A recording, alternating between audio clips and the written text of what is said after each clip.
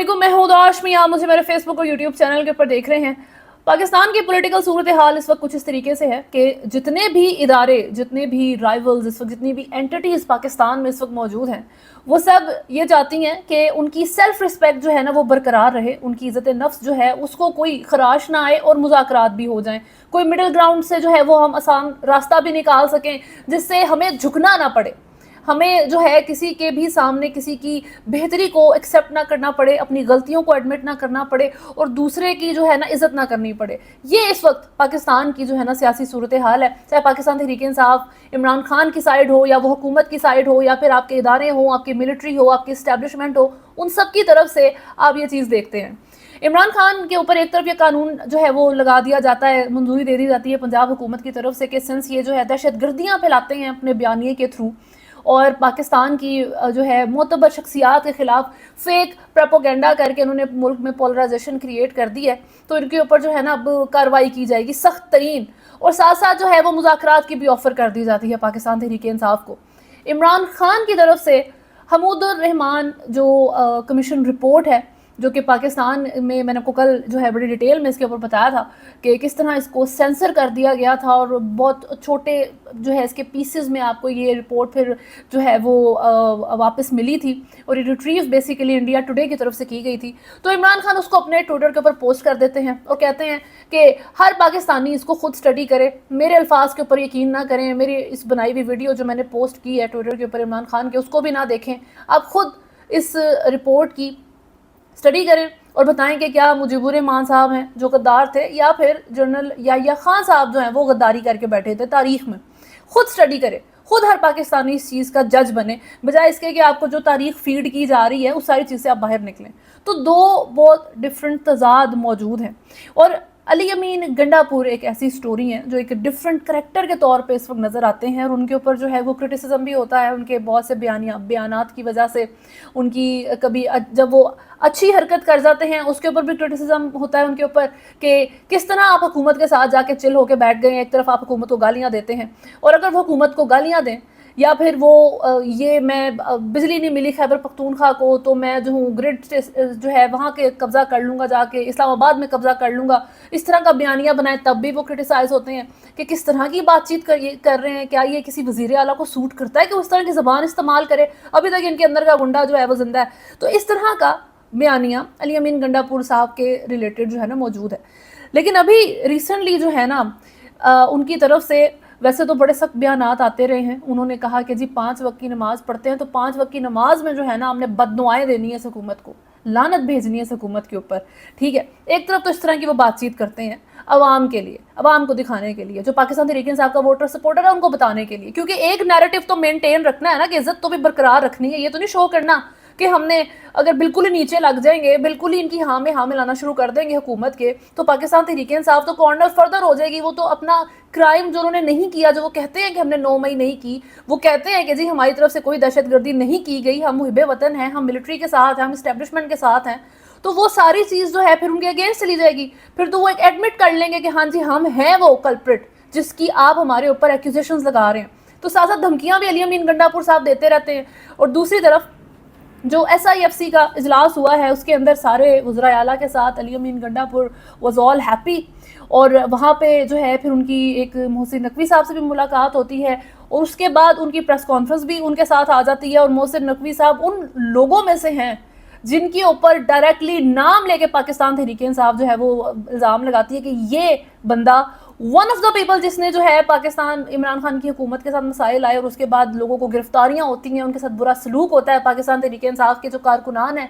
और जितने भी लोग हैं उनके साथ जितने बुरे सलूक हुए हैं उसमें मोहसिन नकवी साहब का नाम आता है। उसके साथ अली अमीन गंडापुर साहब बैठ जाते हैं और प्रेस कॉन्फ्रेंस करते हैं और अच्छे खासे एक बेहतरीन माहौल में सारे मामला चलते हैं। उनसे एक जर्नलिस्ट की तरफ से पूछा भी गया कि आप किस तरह इनके साथ बैठ गए हैं सर, आप तो बड़ा इनके खिलाफ हुआ करते थे, तो आपकी तो पार्टी का नैरेटिव भी इनके अगेंस्ट है। जिस पे अली अमीन गंडापुर का जवाब था कि मैं इस वक्त मोहसिन नकवी के साथ नहीं बैठा, एक्चुअल में आपको नज़र नहीं आ रहा, मैं इस वक्त सिर्फ वज़ीर दाखिला के साथ बैठा हूँ, मैं इस वक्त इंटीरियर मिनिस्टर ऑफ पाकिस्तान के साथ बैठा हूँ, ये मोहसिन नकवी नहीं है इस वक्त। सही है, तो ये उनका जवाब था, इंतहाई डिप्लोमेटिक आंसर।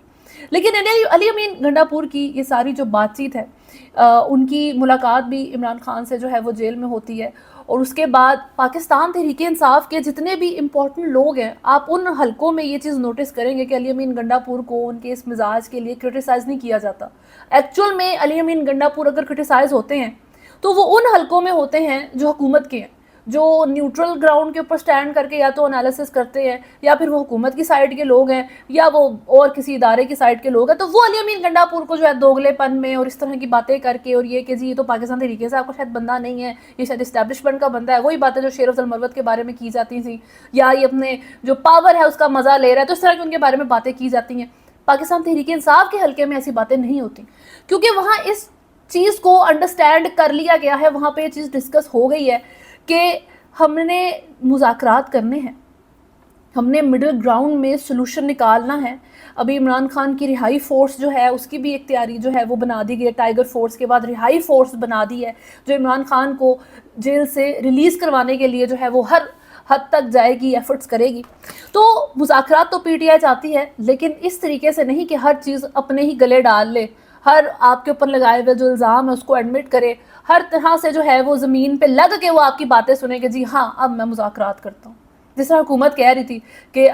2029 تک انتظار کریں، ایوان میں آگے بیٹھے سڑکیں چھوڑیں، یعنی کہ مظاہرے چھوڑیں اور سکون کریں۔ جس طرح ایس پی آر نے کہا تھا کہ دل سے معافی مانگیں آ کے، تو اس کے بعد جو ہے ہم آپ کو شاید جو ہے بہتری کی امید رکھ سکتے ہیں۔ اس طریقے سے بات ہوتی ہے، تو اس طرح تو پاکستان تحریک انصاف نہیں چاہتی۔ پاکستان تحریک انصاف چاہتی ہے کہ یہ تین جو میجر پارٹیز ہیں یہ ماننے کہ ہم جو ہے مینڈیٹ تھیو ہے، ہم چوری کر کے جو ہے ملک کے اوپر حکومت کر رہے ہیں، استعفیٰ دے گھر جائیں، ایڈمٹ کریں کہ ہم نے غلطی کی ہے، پاکستان تحریک انصاف کو ان کا مینڈیٹ واپس کریں، اس کے بعد ہم آ جائیں گے۔ یہ بات بھی ان ایکسیپٹیبل ہے، ٹھیک ہے جی۔ تو پاکستان تحریک انصاف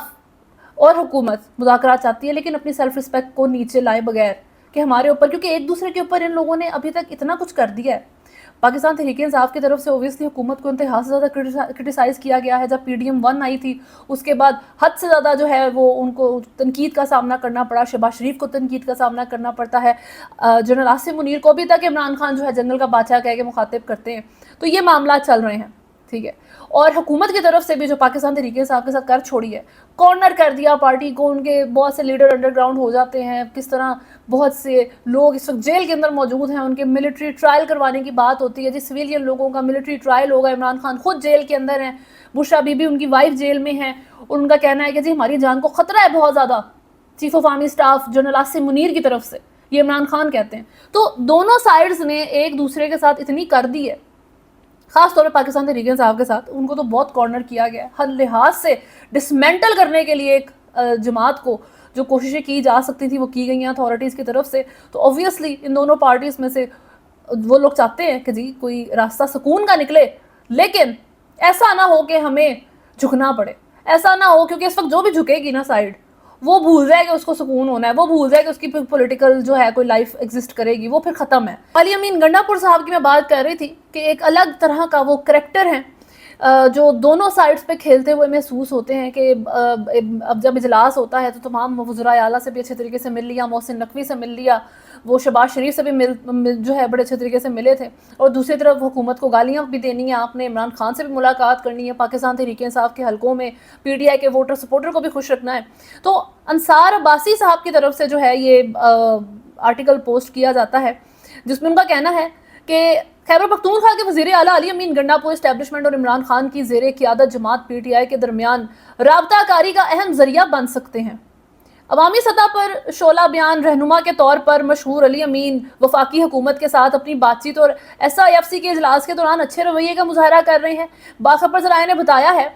کہ ایس آئی ایف سی کے اجلاس کے دوران اور وزیر اعظم سمیت وفاقی حکومت کے عہدیداروں کے ساتھ اپنی باضابطہ بات چیت میں علی امین صاحب کی طرف سے کوئی جارحانہ جو ہے وہ انداز نہیں اپنایا گیا، بلکہ بالکل برعکس رویے کا مظاہرہ کرتے ہوئے انہوں نے ان سے بہترین طریقے سے جو ہے وہ ملاقات کی۔ وزیر داخلہ محسن نقوی اور وزیر بجلی اویس لغاری کے ساتھ پریس کانفرنس میں ایک سوال کے جواب میں بھی علی امین گنڈاپور کا کہنا تھا کہ ان کی سیاست اور ان کی انتظامی ذمہ داری علیحدہ رہنی چاہیے۔ اس طریقے سے یہ سارا انصار عباسی کی طرف سے بھی آرٹیکل پوسٹ کیا جاتا ہے،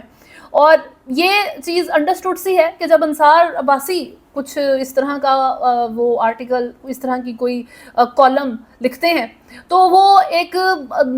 صرف ایک کالم سے زیادہ ایک میسیجنگ بھی ہوتی ہے، ٹھیک ہے، جو ایک سرٹن سائڈ سے آ رہی ہوتی ہے، جو بتا رہی ہوتی ہے کہ ہاں جی یہ جو سائڈ ہے نا، یہ اس وقت یہ سوچ رہی ہے، یہ اس وقت یہ کہہ رہی ہے، یہ اس وقت ایسا محسوس کر رہی ہے اس سرٹن بندے کے بارے میں. تو علی امین گنڈا پور سے بڑے خوش ہیں کہ وہ بڑے اچھے طریقے سے as opposing to his usual behaviour, جو بڑے جاہریانہ ہوتا ہے اور بڑا سخت ہوتا ہے اور بہت غلط اور تیز اور جو ہے وہ الزام تراشی والی باتیں کرتے ہیں، تنقید کرتے ہیں وہ حکومت کے اوپر، ایسے نہیں ملے. وہ بہت اچھے رویے سے انہوں نے تمام حکومتی عہدیداروں سے ملاقات کی ہے، جس کی وجہ سے ایسا لگتا ہے کہ عمران خان تک مذاکرات کے لیے یہ بندہ جو ہے نا وہ صحیح رہے گا. اور آخر میں جو ہے ان کا یہ بھی کہنا تھا کہ جو لوگ علی امین گنڈا پور کو قریب سے جانتے ہیں، انہیں یقین ہے کہ سیاسی لحاظ سے وہ بہت ذہین ہے اور جانتے ہیں کہ اپنی پارٹی کی سیاست اور اہم لوگوں کے درمیان توازن کیسے برقرار رکھنا ہے. ٹھیک ہے جی، آپ نے اب آج تک نہیں سوچا ہوگا کہ علی امین گنڈا پور صاحب کے بارے میں آپ کو یہ بات سننے کو ملے گی کہ یہ بندہ توازن برقرار رکھے گا، کہ کہاں پہ جو ہے وہ میں نے اچھا رویہ اور بڑا ایک اچھے خوشگوار ماحول میں بات چیت کرنی ہے، اور کہاں پہ میں نے جو ہے نا دوسرے کو ڈرا دینا ہے. ٹھیک ہے، اس طرح کی باتیں کرنی ہیں. دوسری طرف جو عطا تارڑ صاحب ہیں، ان کی طرف سے کہا جاتا ہے کہ جی کابینہ اجلاس میں شرکت کے لیے پارلیمنٹ ہاؤس آمد پر صحافیوں سے گفتگو کرتے ہوئے عطا تارڑ نے کہا کہ ثانیہ 9 مئی کے دلخراش واقعے کی مذمت کے لیے وفاقی کابینہ کا خصوصی اجلاس بلایا گیا ہے، جس میں پیپلز پارٹی، IPP اور نیشنل پارٹی کو بھی خصوصی طور پر بلایا گیا ہے. 9 مئی تاریخ کا سیاہ ترین دن تھا. اس دن سیاسی اور ذاتی مفادات کے لیے وہ کچھ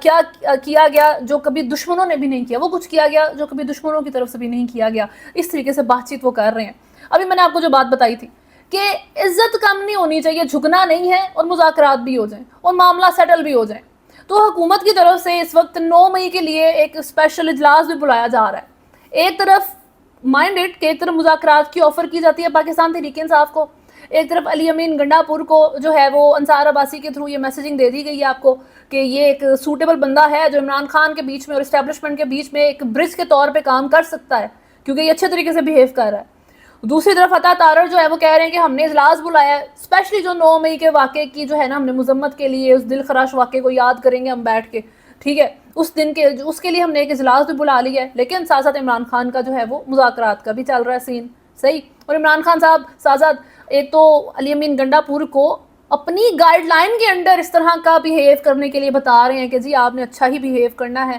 آپ نے بیلنس مینٹین رکھنا ہے. اور ساتھ ساتھ وہ حمود الرحمان جو کمیشن رپورٹ ہے اس کو بھی پوسٹ کر دیتے ہیں.